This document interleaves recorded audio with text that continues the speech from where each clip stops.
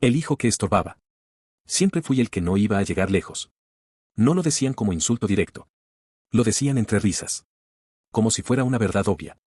Él vive en su mundo. No tiene carácter. No sirve para cosas grandes. Crecí escuchando eso en la mesa, en reuniones familiares, en cumpleaños. Mi hermano era el responsable. Mi prima era la inteligente. Yo era el bueno, él es así. Aprendí a sonreír cuando hablaban de mí como si yo no estuviera ahí. Lo que nadie sabía es que mientras ellos opinaban, yo observaba todo. ¿Quién pagaba qué? ¿Quién olvidaba fechas? ¿Quién mentía cuando decía yo me encargo? Mi casa funcionaba, pero siempre al límite. Y desde los 17 empecé a hacer algo sin decirlo. Empecé a cubrir huecos. Pequeños primero. Pagar una factura atrasada con el dinero que ahorraba. Llamar al banco para negociar intereses. Mover plata entre cuentas para que no rechazaran un pago automático. Nunca lo conté. Porque pensé que algún día notarían que no era tan inútil como creían. Pero no lo hicieron. Al contrario. Mientras más resolvía en silencio, menos se notaba mi peso. Porque el orden no hace ruido. El caos sí. Y yo era el que evitaba el caos. Hasta que me cansé. Nadie se pregunta por qué algo funciona. Solo lo notan cuando deja de funcionar. En mi casa todo estaba siempre al borde, pero nunca caía. Las cuentas se pagaban justo antes del límite. El banco no llamaba. Los servicios no se cortaban. Las discusiones no escalaban demasiado. Eso no era casualidad. Yo tenía una nota en el celular con fechas exactas. Luz, día 12. Agua, día 18. Internet, día 22. Tarjeta, antes del 28 o los intereses nos mataban. Cuando mi papá decía después lo pago, yo ya sabía que no lo haría. Cuando mi mamá decía no pasa nada si lo dejamos para el otro mes, yo sabía que sí. Pasaba. Entonces movía dinero. A veces dejaba mi propia cuenta en cero para completar lo que faltaba. A veces negociaba en secreto con el banco para que no reportaran mora. Y nadie lo sabía. Porque cuando todo funciona, nadie pregunta cómo. Pero cuando algo falla, todos buscan culpables. Y el culpable casi siempre era yo. Tú seguro hiciste algo mal. Siempre tocas cosas que no entiendes. Déjanos eso a nosotros. A nosotros. Ellos no tenían idea de que nosotros era solo yo. La frase que me rompió. Fue un domingo. Almuerzo familiar. Carne asándose. Risas. Comentarios comparativos. Mi papá, medio en broma, dijo frente a todos. Este es el único que todavía no aporta nada serio a la casa. Risas alrededor. Yo me quedé quieto. Mi mamá agregó. Es que él todavía está buscando qué hacer con su vida. Yo ya trabajaba. Ya pagaba cosas. Ya sostenía más de lo que sabían. Pero como no lo anunciaba, no existía. Ese día algo cambió. No fue rabia explosiva. Fue una claridad fría. Entendí que nunca iban a valorar lo que no veían. Y lo que no veían, era porque yo lo mantenía funcionando. Esa noche abrí mi celular y miré la lista de pagos. Por primera vez pensé. ¿Y si dejo que se caiga? No por maldad. Sino para que entiendan el peso que cargo. Y esa idea, no se fue. El experimento silencioso. No hice un anuncio. No dije, a partir de hoy no hago más nada. Solo, dejé de intervenir. Cuando llegó el recordatorio del banco, lo ignoré. Cuando vi que faltaba dinero para cubrir la tarjeta, no moví nada. Cuando mi mamá dijo mañana pago eso, asentí y me fui a mi cuarto. Era extraño. Por primera vez en años, no estaba anticipando el desastre. Lo estaba dejando llegar. Y el desastre no tardó. El primer mensaje fue simple. Su pago no ha sido procesado. Después vino el correo del banco con intereses acumulándose. Yo lo leí. Lo cerré. No hice nada. Me sentía culpable. Como si estuviera traicionando a mi propia casa. Pero también sentía algo nuevo, algo que no había sentido en mucho tiempo. Ligereza. Como si hubiera soltado una mochila que nadie sabía que llevaba. El primer corte. Fue el internet. Siempre es el primero. Un miércoles en la noche, mi hermano gritó desde la sala. Se cayó el wifi. Mi mamá respondió. Reinicia el router. No era el router. Era la factura. Escuché pasos rápidos. Murmullos. Confusión. ¿No lo pagaste tú? Yo pensé que lo pagaste tú. Silencio incómodo. Yo seguía en mi cuarto. No salí. No ofrecí ayuda. No abrí la aplicación del banco como hacía siempre. Esa noche cenamos sin televisión, sin risas, sin distracciones. La tensión se podía cortar con cuchillo. Y yo entendí algo doloroso. El caos siempre había estado ahí. Solo que yo lo mantenía a raya. Ahora, estaba entrando. La grieta. 2 días después llegó el mensaje del banco. Intereses. Penalidad. Advertencia. Mi papá explotó. ¿Cómo dejamos que esto pase? Esto nunca pasaba. Nunca pasaba. Esa frase me atravesó.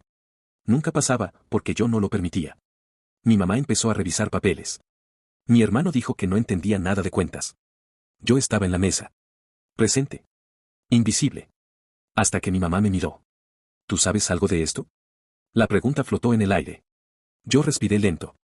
Podía arreglarlo en 5 minutos. Transferir. Llamar. Negociar. Como siempre. Pero esta vez dije. No. Y ese no cambió todo. Cuando el caos ya no tiene freno. Después de ese no, las cosas empezaron a acelerarse. El banco volvió a llamar.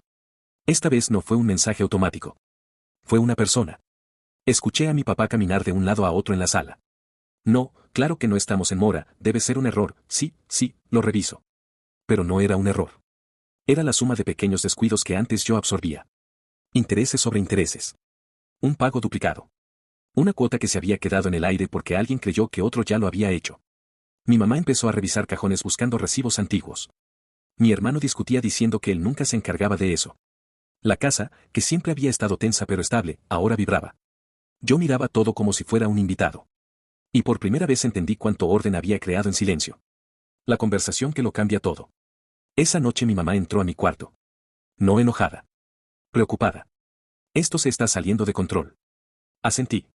Siempre estuvo así, respondí. Se quedó quieta. ¿Cómo que siempre?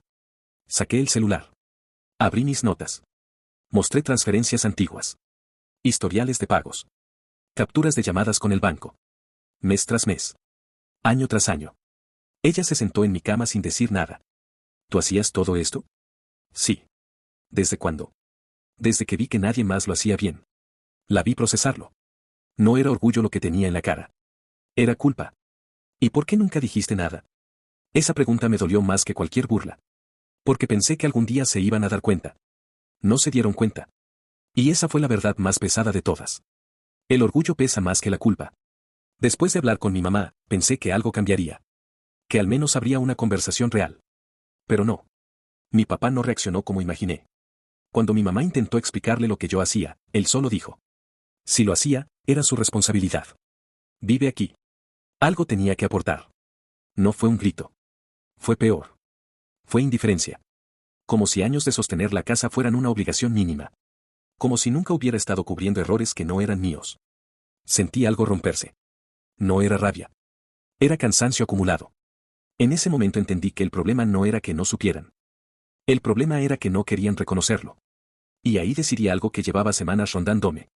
Me iba a ir. No para que aprendieran. No para castigarlos.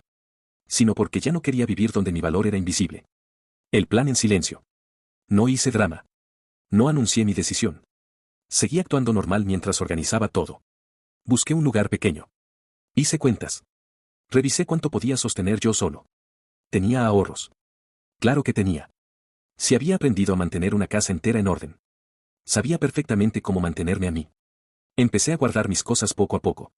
Un libro menos en el estante. Una chaqueta menos en el armario.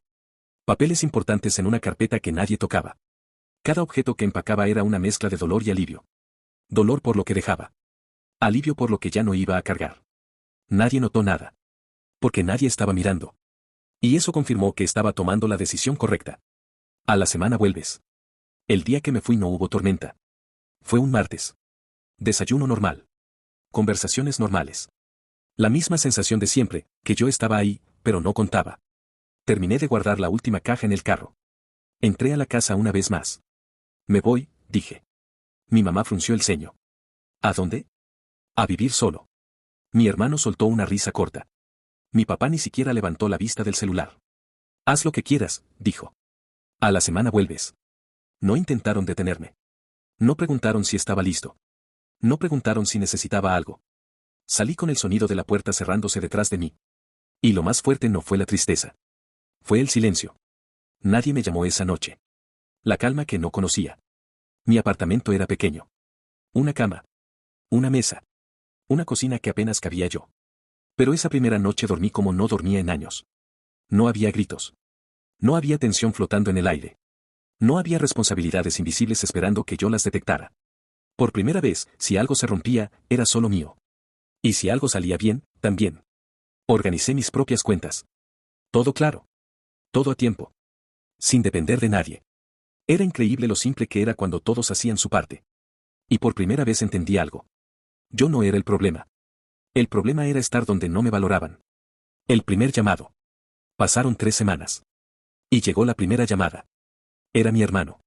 Oye, ¿cómo se paga lo del banco? No entiendo esta app. No había burla en su voz. Había nervios. Le expliqué. Colgó rápido. 2 días después, mi mamá. Nos llegó un aviso de mora, ¿eso es grave? Respiré hondo. Depende de cuánto tiempo lo dejen pasar. Silencio. Antes esto no pasaba. Esa frase me atravesó otra vez. Antes no pasaba, porque yo estaba ahí. Pero nadie lo decía. Cuando el sistema cae. El verdadero golpe vino al mes. Corte de luz. Multa por atraso. Una tarjeta bloqueada. Las discusiones en esa casa, según me contó mi hermano después, eran constantes. Mi papá estaba desbordado.